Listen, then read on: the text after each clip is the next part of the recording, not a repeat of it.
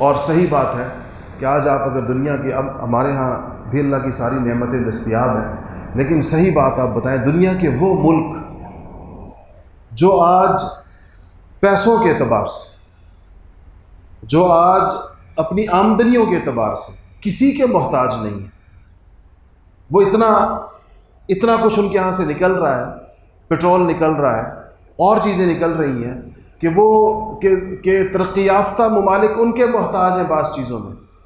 ان کے ساتھ معاہدات کرتے ہیں، ان پر محکومی اور ذلت کیوں مسلط ہے؟ جن کی معیشت کسی غیر ملکی امداد کی محتاج نہیں ہے، بلکہ وہ ملکوں کو امداد دیتے ہیں۔ ہمارے حکمران بھی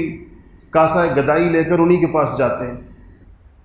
ان پر ذلت اور رسوائی کیوں مسلط ہے؟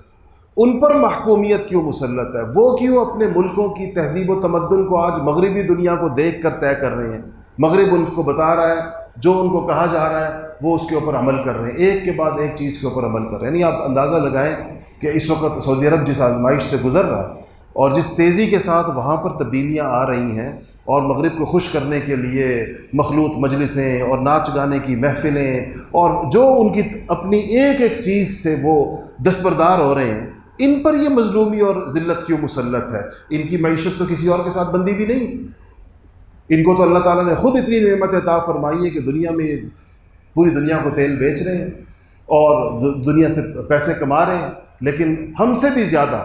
ہمارے ہاں تو پھر بھی شاید ایک بڑی فوج کی وجہ سے، اسباب کے درجے میں، ایک اپنی دفاعی صلاحیت کی وجہ سے شاید ہماری مجبوری کی اور محکومی کی نوعیت وہ نہ ہو جو ان کی ہے۔ واضح پتہ چلتا ہے جو لوگ یہ سمجھتے ہیں کہ صرف معیشت کی ترقی سے دنیا کے گلوب پر لوگ مسلمان عزت اور آبرو کی زندگی گزاریں گے، ان کے لیے یہ ممالک سارے نمونہ عبرت کہ معیشت میں کہ تمام اسباب اور وسائل کے ہوتے ہوئے، خدائی نعمتوں کے ہوتے ہوئے، جس میں ان کے کوئی دست و بازو کا کمال بھی نہیں ہے، اللہ تعالیٰ کی طرف سے چیزیں عطا کی گئی ہیں، قدرتی خزانے ہیں جو دے دیے گئے ہیں، اس کے باوجود آزادی نہیں ہے، اس کے باوجود ایک خاص قسم کی غلامی سے وہ بھی گزر رہے ہیں، اور اس سے اس کا موازنہ ہمیشہ اگر ہم پچھلے ادوار سے کریں تو کبھی بھی ایسا نہیں ہوا کہ مسلمانوں نے اللہ جل شانہ کی کتاب کو مضبوط تھاما ہو، اللہ جل شانہ کے احکامات کے اوپر عمل کیا ہو، اسلامی غیرت اور دینی حمیت کے ساتھ زندگی بسر کی ہو، اور اللہ پاک نے کسی کو ان کے اوپر مسلط کر دیا۔ اس کے باوجود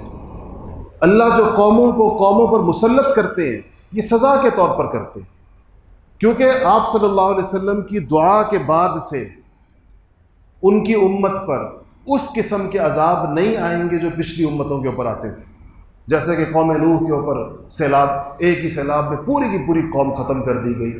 یا آسمانوں سے پتھر برسائے گئے، یا زمین کو اوپر اٹھا کر لے جا کر پھر الٹا کر کے زمین پہ دے مارا گیا، یا کسی کے کیا شکلیں بدل دی گئیں، خنزیروں اور بندروں کے اندر انسانوں کی شکل تبدیل کر دی گئی، یا کسی کے اوپر ٹڈی دل اور مینڈکوں کا عذاب بھیج دیا گیا، یا کسی کے اوپر خون کا عذاب بھیج دیا گیا کہ ہر چیز خون ہو گئی۔ اس قسم کے عذاب نبی کریم صلی اللہ علیہ وسلم کی رحمت للعالمینی کے صدقے اس امت کے اوپر اللہ پاک نہیں اجتماعی طور پر مسلط نہیں فرمائیں گے، لیکن یہ اللہ پاک نے فرمایا کہ اس کے بعد اللہ کی، جب یہ تو عذاب سزا ہوتے تھے، جب سزا کا یہ طریقہ اگر نہیں ہوگا تو کون سا طریقہ ہوگا؟ تو ہوگا ایک قوم پر دوسری قوم کو مسلط کیا جائے گا، ایک قوم کو دوسری قوم سے پٹوایا جائے گا دنیا کے اندر۔ اور نبی کریم صلی اللہ علیہ وسلم نے اس کی پیشن گوئیاں فرمائی ہیں اور بتایا امت کو اس کے بارے میں، فرمایا تمہارے اوپر کس طریقے کے ساتھ دوسرے لوگ مسلط ہوں گے۔ صحابہ کرام رضوان اللہ تعالی علیہم اجمعین نے پوچھا کہ یا رسول اللہ، یہ جو ہم پر آپ جو فرماتے ہیں لوگ مسلط ہو جائیں گے ہم پر، تو کیا اس کی وجہ یہ ہوگی کہ ہم تعداد میں بہت تھوڑے ہوں گے، تھوڑے سے لوگ ہوں گے جن پر دوسروں نے غلبہ پا لیا ہوگا؟ آپ نے فرمایا نہیں، تعداد تمہاری بہت ہوگی،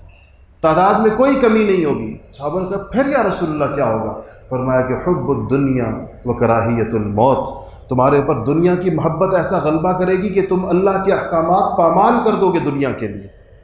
دنیا کو کمانے کے لیے، دنیا حاصل کرنے کے لیے تم اللہ جل شانہ کے احکامات رول دو گے، اور دنیا میں پھر اتنے غرق ہو جاؤ گے اور دنیا کے اتنی تمہیں لذیذ ہو جائے گی کہ موت سے ڈرنے لگ جاؤ، اللہ کی ملاقات کا خوف تمہارے اوپر آ جائے گا، کیونکہ اللہ کا سامنا نہیں کر پاؤ گے تو موت سے بھاگو گے۔ ورنہ مومن کو تو اگر وہ واقعی مومن ہو تو اس کو تو موت کا شوق پیدا ہو جاتا ہے، بعض اللہ تعالیٰ سے ملاقات کا شوق ہو جاتا ہے۔ فرمایا کراہیت الموت، تمہارے اندر موت تمہارے لیے ایک انتہائی مکروہ چیز بن جائے گی، اس لیے کہ تم نے زندگی ایسے گزاری ہے کہ اب موت تمہارے لیے ایک خوفناک چیز بن جائے گی۔ اس قسم کی ایک نہیں، بیسیوں روایات، بیسیوں احادیث ہیں جس میں آپ صلی اللہ علیہ وسلم نے ان وجوہات کا بھی ادراک فرمایا ہے اور امت کو بتایا ہے۔ تو اس سے یہ آیت جس جب ہم پڑھتے ہیں الیوم اکملت لکم دینکم واتممت علیکم نعمتی ورضیت لکم الاسلام دینا، تو ہمیں اس کے تینوں اجزاء کے اوپر غور کرنا چاہیے کہ اللہ پاک نے ہمارے لیے دین کامل کو پسند کیا تھا، کیا دین کامل ہمارے اندر موجود ہے یا نہیں، اور اللہ نے رہن سہن کے لیے اسلام کے طریقوں کو پسند کیا تھا، کیا رہن سہن اسلام کے طریقوں کے مطابق ہے یا نہیں۔ اگر نہ ہو تو اس کی کوشش کرنی چاہیے، اپنے طور پر اپنے ڈومین میں رہتے ہوئے اپنی صلاحیتوں کے بقدر ہر انسان کو اس بات کی کوشش کرنی چاہیے کہ معاشرے میں دین کامل زندہ ہو اور سب لوگوں کا انفرادی اور اجتماعی طرز حیات جو ہے وہ ویسا بنے جیسے اسلام نے چاہا ہے۔ وآخر دعوانا الحمدللہ رب العالمین۔